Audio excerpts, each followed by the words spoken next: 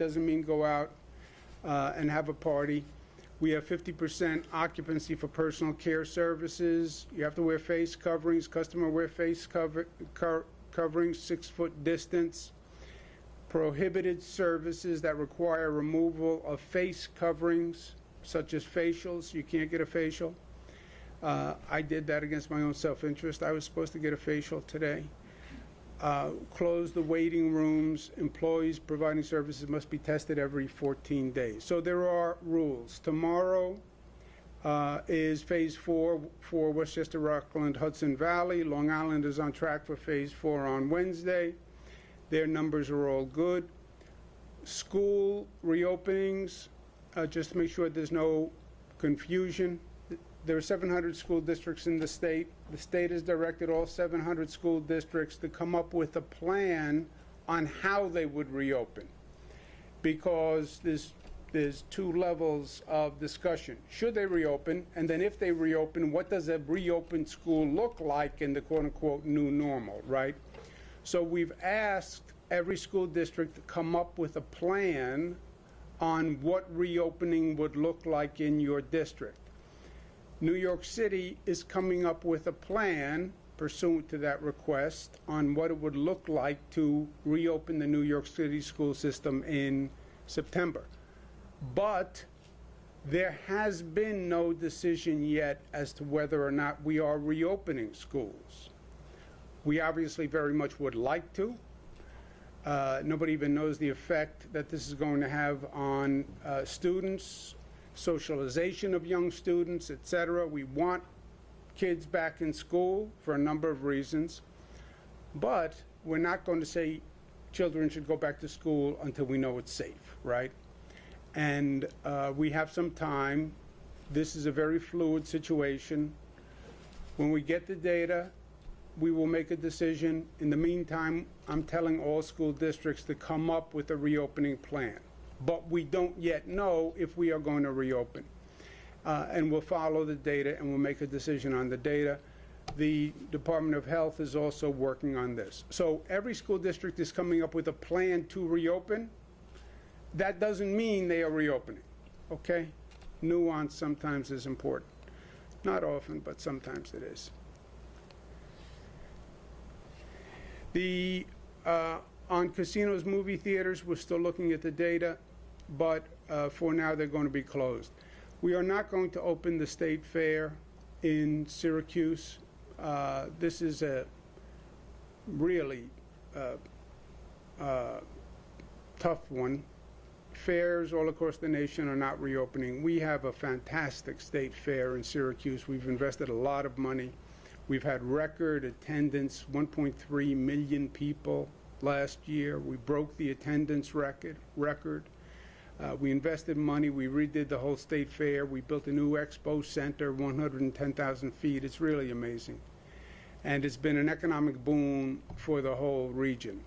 But this year we're going to have to cancel it. And that makes me personally very unhappy, but that is where we are. On the COVID transmission, following the facts are changing as they learn more about this virus. There's less concern about surface area transmission, more data that it is primarily an airborne transmission. That then raises the question of what can we do with air filtration technology? You hear this is an air-conditioned building. It's bringing air up into the HVAC system. It then runs through the HVAC system and gets recirculated.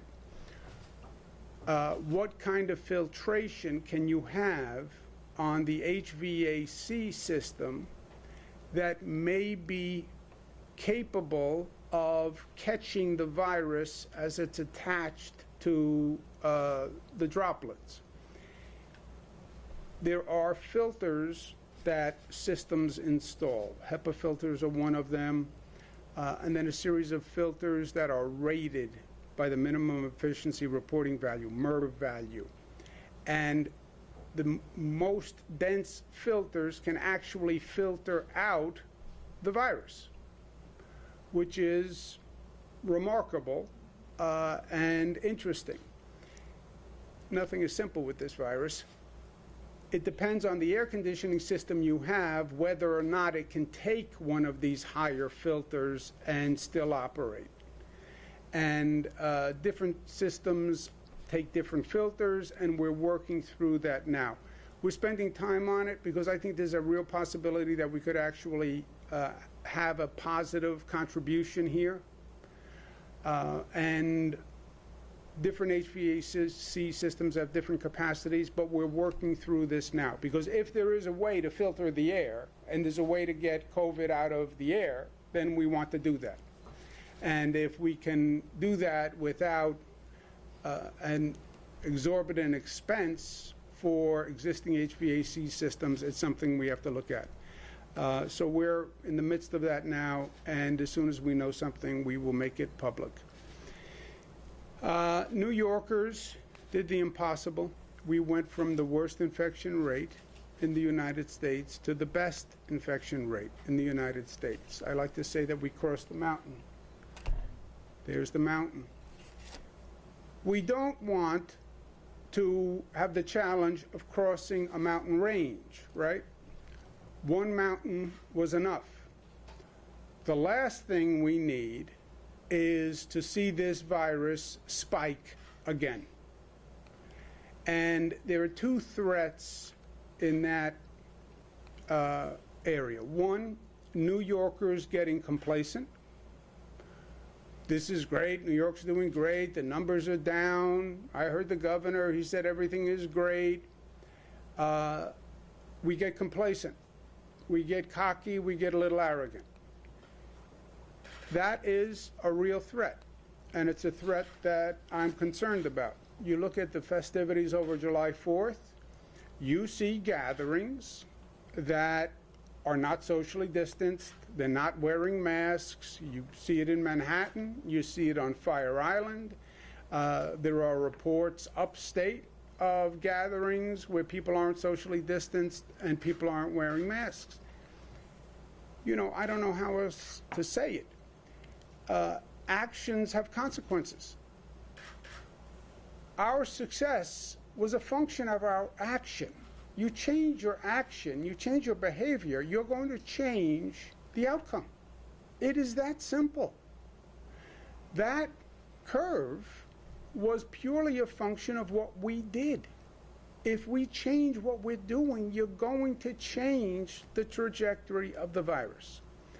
I understand people are fatigued. We've been doing this for 128 days. I get it.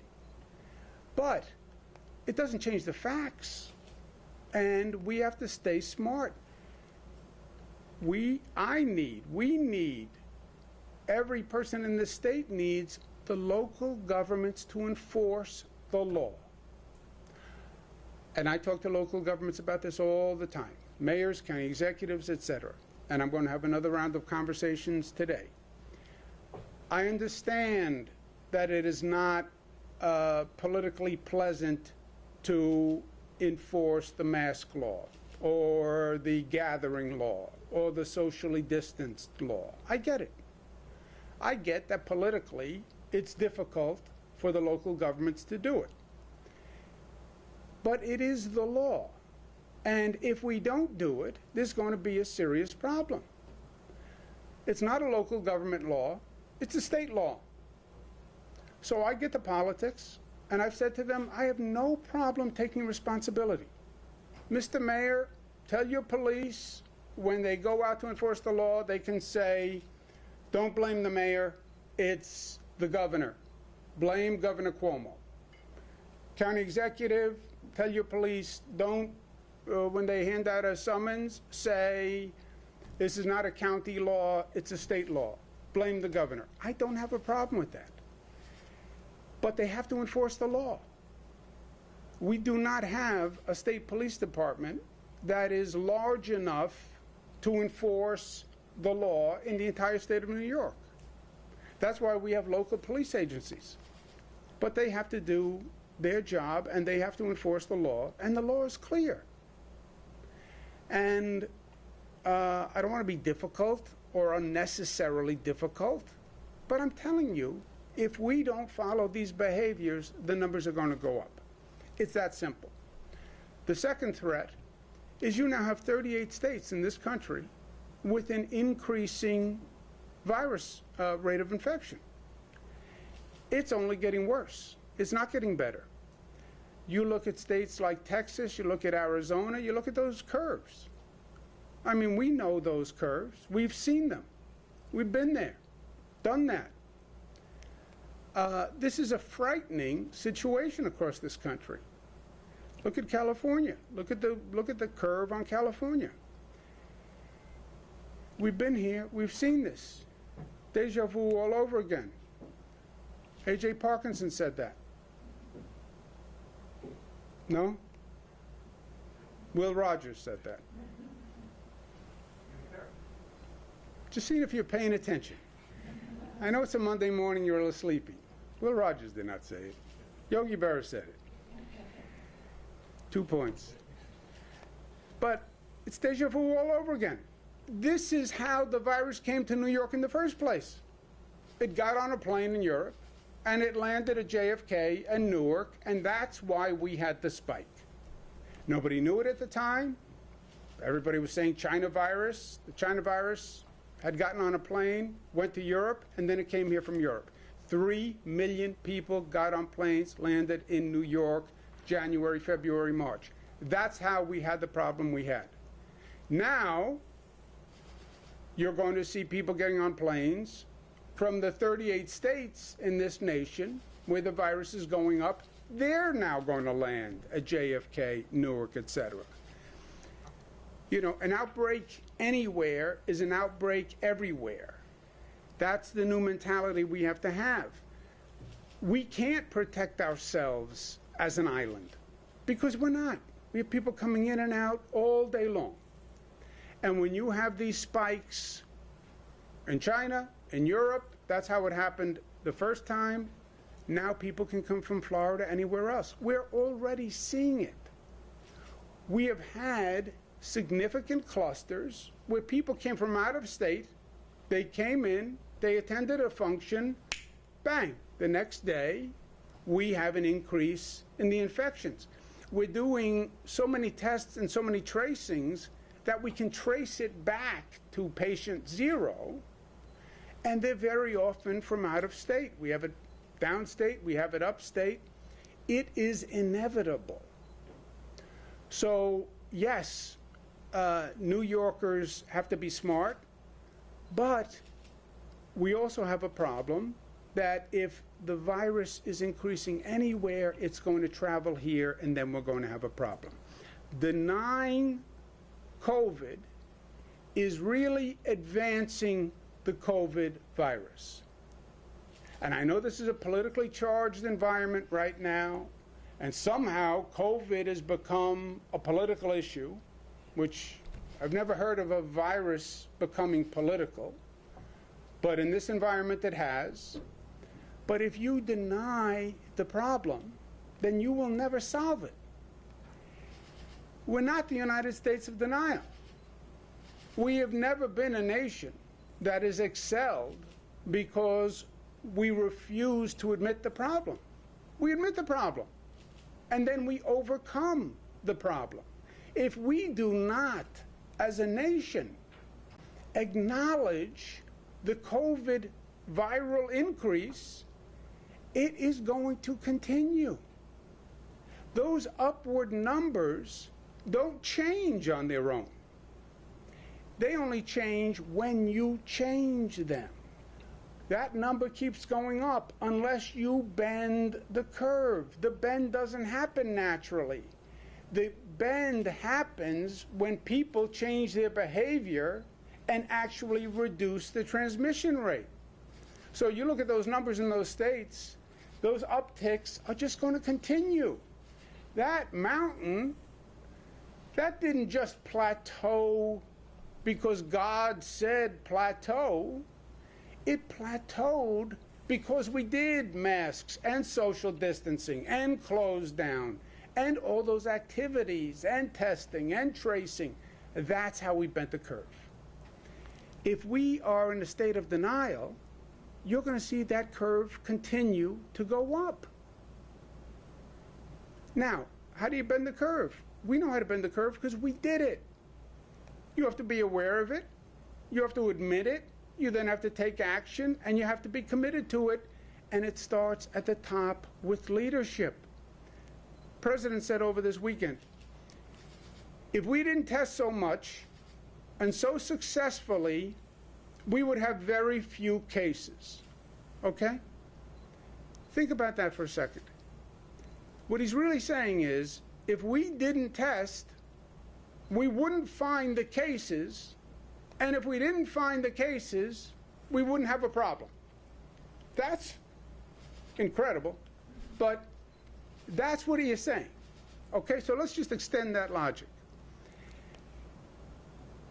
If we don't test, then we won't know, and if you don't know, then you have no problem. It's a great way to go through life, isn't it? So on that theory, let's do no more cancer tests, and that'll solve the problem with cancer. No more mammograms, because we don't want to know, and that'll solve breast cancer. No more prostate checks, that'll solve prostate cancer. No more TB checks, that'll end TB. No more HIV tests, and that will solve the AIDS issue. No, not knowing doesn't mean you don't have a problem. And in this case, if you do not admit it, and if you don't confront it, it is only going to increase. We know it has to be done because we lived it here and we did it here. To bend the curve, yes, you have to test, yes, you have to trace, yes, you have to isolate, yes, you have to phase the reopening, and you have to socially distance. But by the way, phasing the reopening is better than reopening recklessly, where you have the states, okay, we're reopened, everybody comes out, the virus goes up, stock market goes down, and now the states are saying we have to close again. A phased reopening is better than reopening and closing. That is not just a premise, it's been proven by the past experience. Look at the states that reopened recklessly and are now closing again. Who did that help? It actually set us back. So, Mr. President, don't be a co-conspirator of COVID. Do one simple thing. Acknowledge to the American people that COVID exists. It is a major problem. It's going to continue until we admit it and each of us stands up to do our part. If he does not acknowledge that, then he is facilitating the virus. He is enabling the virus. How did this become a political statement? This is common sense. And let the president start by sending that signal very simply. Just wear the mask. I've been asking him to do it for weeks. Just wear the mask and say to the American people, this is real, and it's a problem, and we have to do our part. We started masks April 15th. First state in the nation to start masks. They make a difference. July 4th, true patriots wear masks. True patriots are New York tough and smart and united and disciplined and loving. Governor, one other thing the president has said in recent days is that the virus is no longer as lethal as it was when it targeted New York. He's made the case that 99.9% of the people who get it are fine and that you basically just need to live with it. I wonder what your response is. Yeah, I know this is what the president says. The president says a lot of things, right? They're not necessarily facts. They're not necessarily true. 99.9%. They then had his FDA commissioner on the television and said, is the president right? And he wouldn't say the president is right. He makes up facts. He makes up science. He wants to deny the COVID virus. He has from day one. Well, it's just like the flu. Well, it's going to be gone by Easter. It's going to get warm, and then it's going to disappear like a miracle. He said all those things. None of them were true. And now we have a problem in 38 states because some people believed him. He won't wear a mask. Vice President Pence says wear a mask. All the health officials say wear the mask. He won't wear a mask because he doesn't want to admit that there is a COVID virus. Why? I have no idea. But his denial of the problem and his making statements like that, 99.9% don't have to worry about it. Okay, then there's no issue. What he's saying to the American people is there's no problem. And then they don't wear a mask, and they don't socially distance, and they don't take any precautionary behavior, and then the virus goes like this. He is facilitating the virus. He is enabling the virus by statements like that. And you're seeing the infection rate go up, and you're seeing the economy suffer, and he is part of that current debacle that we are in. Look at New York. We know what to do because we did it. We did it. We know there's a model that says you can contain the virus. We did it. And by the way, we did it in the worst case scenario. That's what's really breathtaking here. We didn't have 7 cases. We had the highest infection rate in the country. We had the highest infection rate per capita on the globe. Through no fault of our own. Frankly, because the federal government didn't know what it was talking about when it said the virus was in China. They needed a map because the virus was in Europe and it came here from Europe. But we know what to do. But the first step is you have to admit the problem. You will never solve a problem in life that you refuse to admit. Why he refuses to admit it, I have no idea. You have a White House coronavirus task force. Why do you have a task force if there's no problem? Right? 99.9%. It's just made up. Governor, if I could ask you about this DOH report regarding specifically nursing homes. It concludes that the data shows that staff and visitors inadvertently brought the virus into these homes. But visitors were barred from going into them. So does that mean primarily it was the staff who spread it? Visitors were not initially barred. Visitors were barred about middle of March. And by that time, the virus was in the nursing homes. We never tested visitors. At that time, we weren't testing anybody, right? Testing was just starting. But we didn't test visitors. And if you look at when the visitors were allowed in, they were allowed in up until about mid-March. The spike in the nursing homes was like 7 days, 14 days after that. So what the report was saying, between the family coming in and the staff, they were the transporters of the virus, which we all knew from day one. We knew that nursing homes were the most vulnerable place. I made the decision to ban the visitors in mid-March, which I tell you was a very difficult decision, and a lot of people opposed it, and I understand why. But that's why we put in the ban, because if it is in the population and visitors and relatives are going into the nursing home, they were going to bring it in with them. And I was very uncomfortable having people in nursing homes who couldn't even see their loved ones. You know, you have a grandmother in a nursing home, a mother in a nursing home, you have to FaceTime your mother. I mean, but yeah, that's what it's saying. But if you look at, this is pre-ban. Staff, obviously, we never banned, but it's pre-ban of family and visitors. Do you want to make a point? DOH consulted with a number of health professionals while they were doing the look-back report, primarily with Mount Sinai, who was participating today at the press conference. And Mount Sinai put out a study that the New York Times actually covered last week, that they now have evidence of antibodies going back to the first week of February. So for the entire month of February, while we were relying on the CDC, because CDC was then doing all of the testing, and CDC was doing the testing and reporting to us and saying, we've tested people. New York has no COVID positive cases, and in turn, DOH was telling people of New York we have no COVID positive cases. For the entire month of February, we now know that COVID was existent in New York City.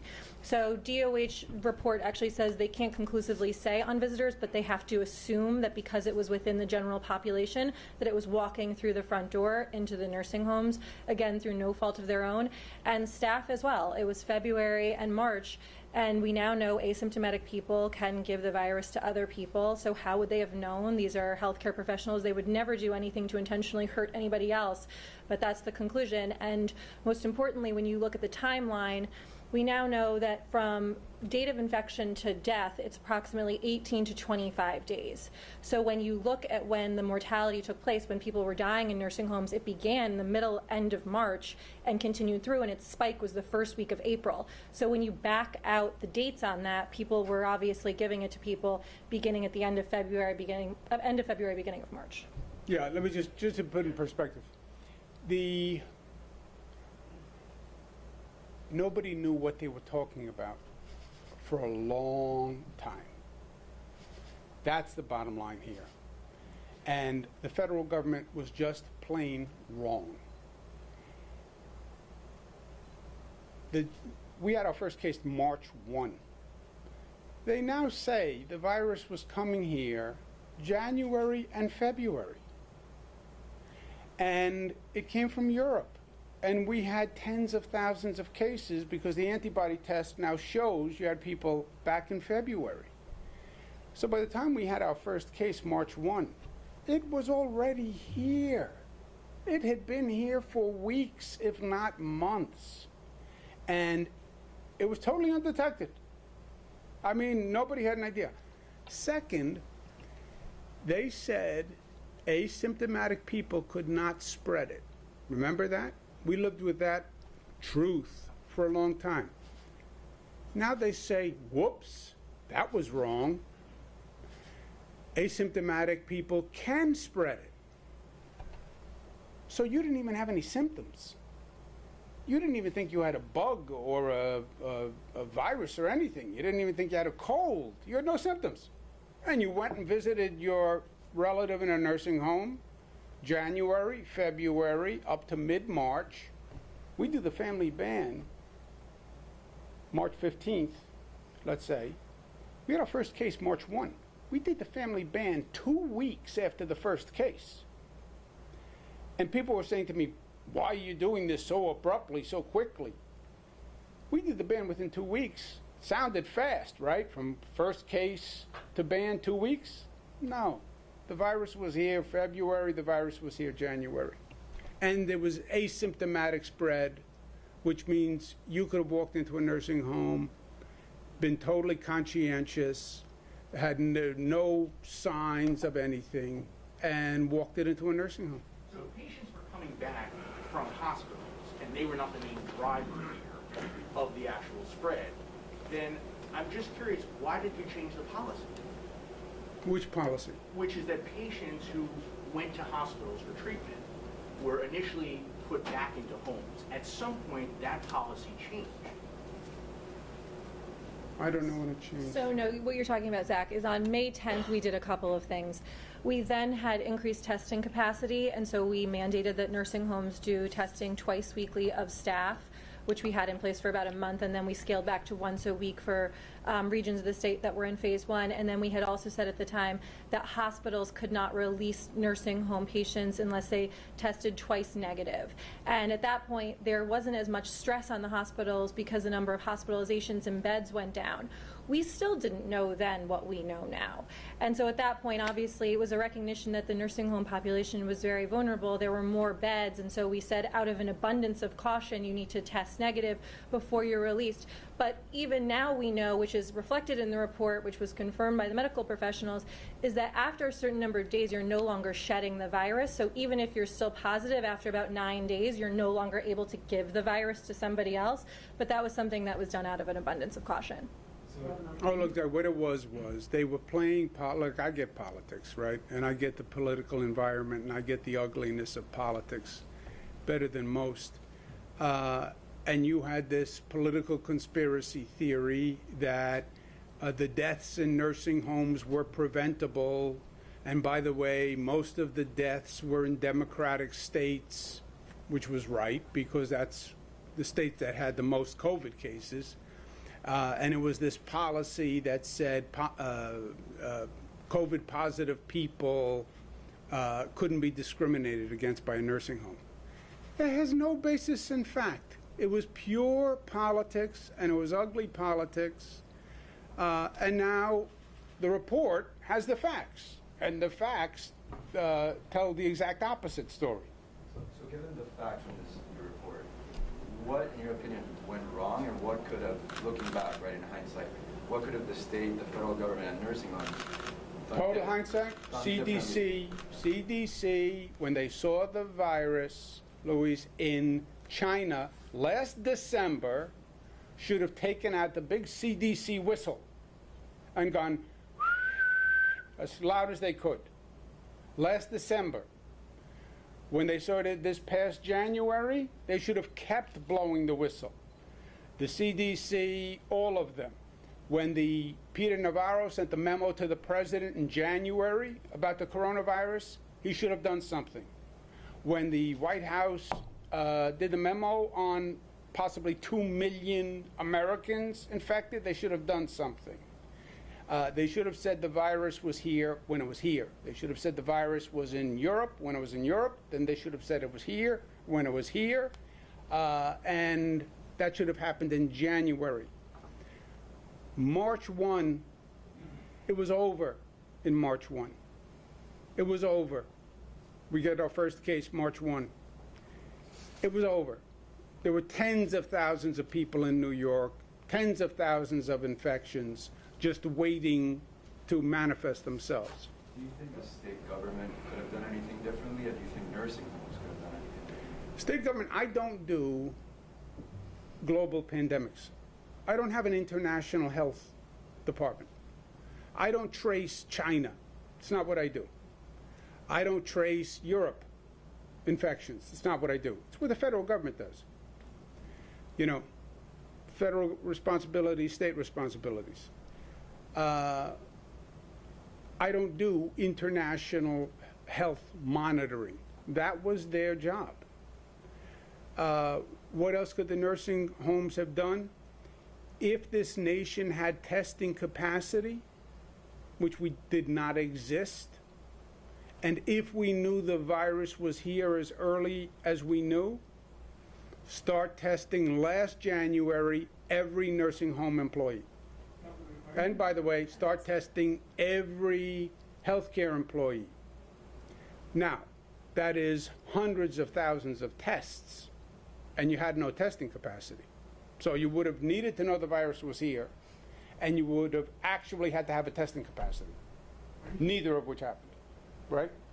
Governor, are you concerned with the rising number of shootings in the city, given what's happening with the police department? Yes, very concerned. Have you spoken to the mayor at all, or? The state police are working on it. They're speaking to the NYPD police. My criminal justice people are going to be speaking with the mayor's criminal justice people. I'm going to be speaking with the district attorneys. I'm going to be speaking with the chief judge today. I'm very concerned about it. I'm concerned about it not just for the immediate loss of life, which is horrific. And again, it's the communities that in many ways need the most, pay the highest price. Many of these shootings, Brooklyn, Bronx, communities that are suffering through COVID, suffering inequality all across the board. So it is in and of itself, it's frightening, and it's tragic, and it's unnecessary. You know, COVID takes lives. You do everything you can to save a life. We can do better than this. We must do better than this. I'm also concerned for the city. We have the COVID that we're dealing with. A lot of people moved out of the city during COVID. You have businesses that can't fully reopen. That has an economic is an economic problem for the city. You then have to get restaurants up and running. You have to get concert halls up and running. You know, what makes New York City, New York City, the arts, the culture. When can you do that? Well, we don't know. And then you add on top of that a public safety concern. That is a bad combination of events and a bad combination of facts. So yes, I'm very concerned. Governor, good government groups and some state lawmakers have said, given the state's progress in battling the pandemic, that the time has come to undo the state of emergency and your emergency powers, to which some of your staff members, your top staffers have said, given the danger at the national level, that is too soon. What are the benchmarks you think are appropriate for eventually ending the state of emergency and your own emergency powers before April 2021? A state of emergency first exists federally, right? Federal government, which is government in denial, they've declared a federal emergency. There is no thinking American who doesn't believe this is a state of emergency. I don't believe there's any governor who's had their emergency powers revoked in the middle of an emergency. To tell you how stupid an idea that is, frankly, if the emergency powers, and stupid is a strong word, but sometimes it's just stupid. If the executive orders go away, you know what that means? You don't have to wear a mask. You don't have to socially distance. All businesses automatically reopen. Every business, movie theaters, Broadway, everything automatically reopens. Hospitals don't have to take people who have COVID unless they can pay. Everything that we have done that has worked goes away immediately because they were all done by executive order. So it's a stupid idea. Plus, it's an unnecessarily stupid idea because the way the law works, the legislature already has the power to unilaterally end any specific executive order. So let's say the legislature doesn't like the mask law. Fine. Then you pass a bill that says we're denying the mask law. They just do it as a legislature. I don't have to sign it, and the mask law is gone. So they always have that power. They haven't done it because, first of all, I talked to the leaders about the laws that we're doing, and the measures have all worked very well. New York is a national model for how we handled this pandemic as a society. So, yeah. Governor, so are you assuming that the state of emergency would last through April 2021? No. When does the federal? I hope it's off tomorrow. Tell me when the emergency ends. When does COVID end? Vaccine in January and 0 deaths for 2 weeks nationwide. When COVID ends, the emergency ends, right? Or when we get control of COVID, it ends. Do you think it ends today when you have 38 states with the viral spike increasing? Do you think now is the time to say no more masks? No. You had a point? I was just going to say, gratuitously, I think it's so incredibly ignorant, and the idea that these good government groups who, I don't know what their area of expertise is, but I can tell you it's not global pandemic, and some of these lawmakers who I think are being just completely political. The last 128 days could not have gone the way that they did had the governor not had the executive authority. It would have been complete and total anarchy.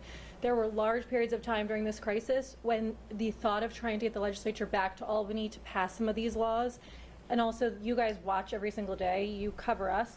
Sometimes these things get caught up, and it's so incredibly difficult and time-consuming. If we didn't have the expediency to be able to close down the businesses when we did, to mandate the masks when we did, for the governor to be able to do the things he needed to do, so many more lives would have been lost, and this is just a continuation of playing politics. And if they can't see that, then they aren't looking at the front page of the newspaper or turning on the news, because what's going on around the country could very easily end up right back in our own backyard, and then what? So No. I urge them to stick to their day job. The reason why it's stupid is The legislature has convened, and we've passed a lot of bills, and they didn't want to roll back any executive order. If they did, they would have, right? And I love that good government. You know who doesn't like the executive orders? The insurance companies don't like that they have to pay. And we've mandated they have to pay for tests, etc. There are some laws that limit liability, which tort lawyers don't like, because it could theoretically limit the number of lawsuits. Some members of the hospital community don't like it, because we have mandated that we share beds so everybody could have a bed. So I get it. I've taken the political heat. That's why I get paid the big bucks. I get it. But, you know, the groups, you don't just get to proclaim yourself a good government group, you know. It's not by just a proclamation. I declare myself a good government group. I've been asking them for years, who pays you? Who pays you? Where do you get your money from? Who pays your salary? They won't say. Isn't the essence of good government transparency, disclosure? Are you getting paid by the insurance companies who don't want to pay for the COVID testing? Do you take money from the trial lawyers who want to be able to sue people? I'm just wondering, who pays your salary, right? They won't reveal their donors. Why not? Oh, it'll be a breach of security. We may be targeted for death. Come on. When you don't want to answer questions, there's normally a reason. On the topic of gun violence in the city, Commissioner Dermot Shea says it's because too many people are being released from jail and back on the street too soon, and that needs to change. Do you agree? Nope. Nope. We changed bail. We reformed bail reform, right? We did that. That's what they said months ago when there was a spike in crime. Well, it was the bail reform law, right? That was the first spike. They blamed it on bail reform and said we have to reform bail reform. We came back, we reformed bail reform. The mayor praised the reform of bail reform. So we did that. That happened. Those concerns were addressed. The chokehold law, which was also mentioned, that law embodied existing NYPD policy. So it can't be the chokehold law either. Well, the courts aren't processing people. That's not true either. So, The major crimes unit, though, that definitely made a change. The disbanding of the major crimes unit by who? by the NYPD, they disbanded. The mayor de Blasio disbanded. Well, that's what I'm saying. And also, I think she was referring to the 1,500 or 2,500 inmates from Rikers that were released due to COVID concerns. That's another contribution to the spike in shootings that people were asking. Well, the question is, and everybody gets defensive. NYPD blames this one, blames the DA. DAs blame NYPD. You know, that's why you have to sort out what it is. But I know it's not bail reform because we went through that. It's bail reform. Okay, we came back, we reformed the bail reform. So it's not that. NYPD also suggested it was the chokehold law that we just signed.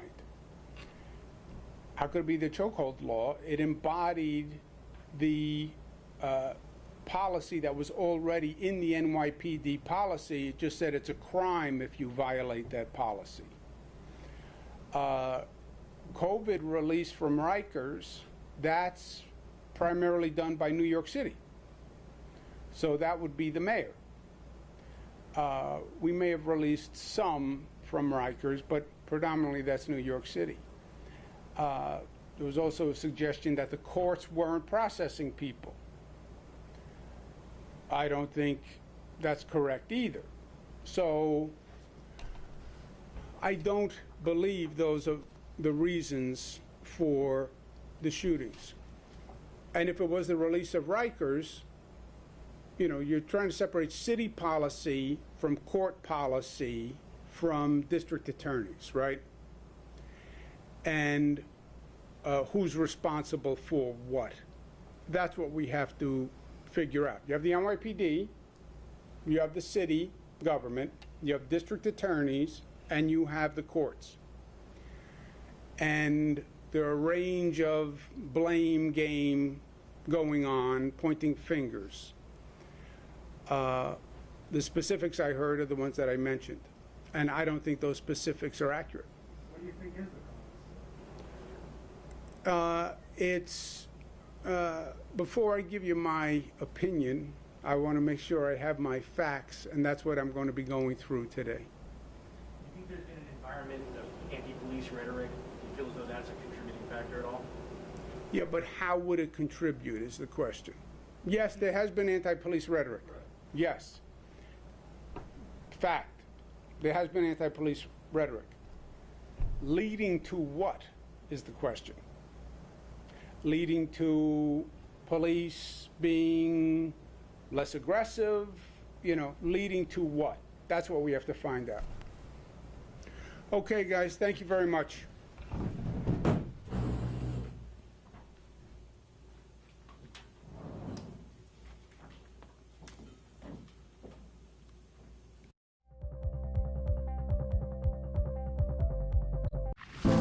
In 60 years, we went from about 100,000 factory workers to probably about 7,000. Off in the distance, you can see some factories that are still humming, but most of them are just kind of abandoned. The restaurant industry right now is one of the largest and fastest growing industries in America.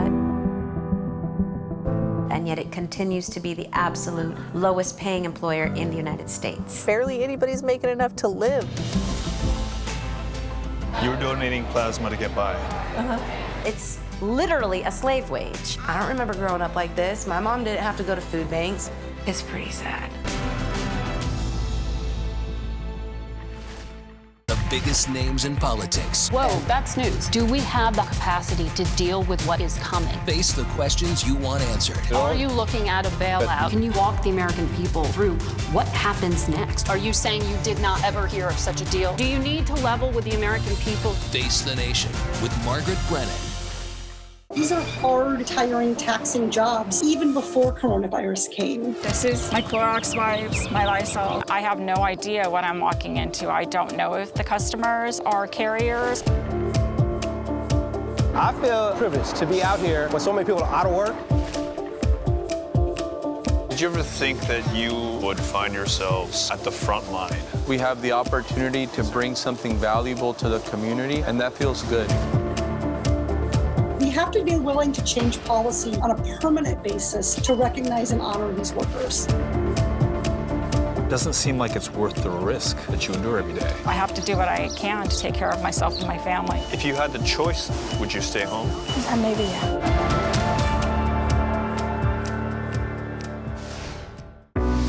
Oh my God, the truck is sinking. Devastating flooding has reached catastrophic levels. Rising sea levels are threatening America's coasts. You would have to take that house and put it on stilts 10 feet tall. If the street is filled with salt water, what difference does it make how high you make your house? The concentration of the highest rental rates is exactly where the elevation is highest. This was the evidence to prove that climate gentrification was real. Pay $1,800 in 5 days or you have to leave. Were you scared? Yes. Every single person who stood up and said, I am not paying this rent increase, received an eviction. Haitians built this place and you're getting kicked out. Yes.